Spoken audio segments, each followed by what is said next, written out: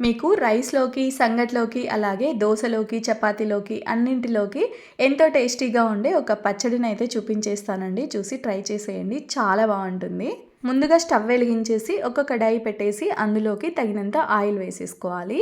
Oil heat అయ్యాక ఒక spoon వరకి పచ్చిశనగపప్పు, ఒక స్పూన్ వరకి మినపప్పు వేసేసాను. మీరు పొట్టు మినపప్పు అయినా కూడా వేసేసుకోవచ్చండి. మీరు చేసుకునే క్వాంటిటీని బట్టి మీరు ఇవన్నీ యాడ్ చేసేసుకుంటే సరిపోతుంది. ఈ రెండింటిని సిమ్లో పెట్టి దోరగా వేయించుకోవాలి. హై ఫ్లేమ్లో లేకుండా సిమ్లో పెట్టి మాత్రమే వేయించాలన్నమాట. ఇలా దోరగా వేయించిన తర్వాత ఇప్పుడు ఇందులోకి పచ్చిమిర్చి అలాగే ఎండుమిర్చి 2 కలిపి వేసేసుకోవాలి. కొన్ని పచ్చిమిర్చి, కొన్ని ఎండుమిర్చి యాడ్ చేసేసుకోండి. అవి హాఫ్, ఇవి హాఫ్ మీరు తినే కారాన్ని బట్టి మీరు వేసేసుకొని వాటిని కూడా కొంచెం వేయించిన తర్వాత ఇందులోకి పెద్దవి ఉల్లిపాయలు ఉంటాయి కదా, అవి 2, 3 అలాగే పెద్దవి 2, 3 టమాటాలు తీసేసుకొని ఇలా పెద్ద ముక్కలుగా కట్ చేసుకొని వేసేసుకోవాలి.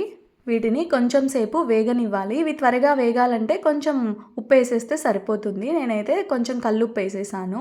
మీరు నార్మల్ సాల్ట్ అయినా కూడా వేసేసుకోవచ్చు. ఉప్పు వేసేటప్పుడు మాత్రం కొంచెం జాగ్రత్తగా చూసుకొని వేసుకోవాలి. ఎక్కువైతే ఎందులో అయినా అస్సలు బాగోదు కదండి.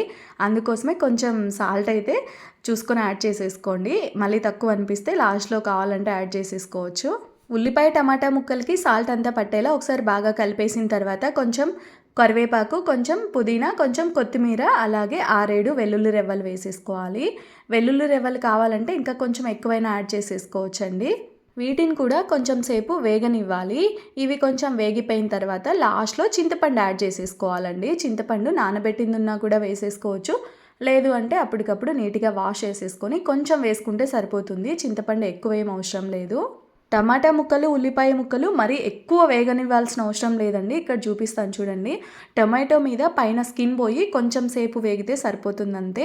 అలా వేగిన తర్వాత స్టవ్ ఆఫ్ చేసేసి చల్లారబెట్టి పెట్టేసుకోవాలి. చల్లగా అయిపోయిన తర్వాత మిక్సీ జార్లో వేసేసుకొని సాల్ట్ ఒకవేళ తక్కువ అనిపిస్తే కొంచెం యాడ్ చేసేసుకొని ఇలా బరకగా బ్లెండ్ చేసేసుకోవాలి. మరీ మెత్తగా లేకుండా పల్స్ ఇస్తూ ఆఫ్ చేస్తూ అలా బ్లెండ్ చేసామంటే ఇలా బరకగా బ్లెండ్ అయిపోతుంది. కావాలంటే మనం రోటిలో అయినా కూడా దంచుకోవచ్చు. ఒకవేళ మీకు కొంచెం పల్చగా కావాలి అంటే కొన్ని వాటర్ యాడ్ చేసేసుకోవచ్చు. లేదు ఇలా గట్టిగా ఉన్నా కూడా పర్లేదు అంటే వాటర్ ఏం యాడ్ చేయకుండా కూడా ఇలానే పచ్చడి చేసేసుకోవచ్చు అనమాట.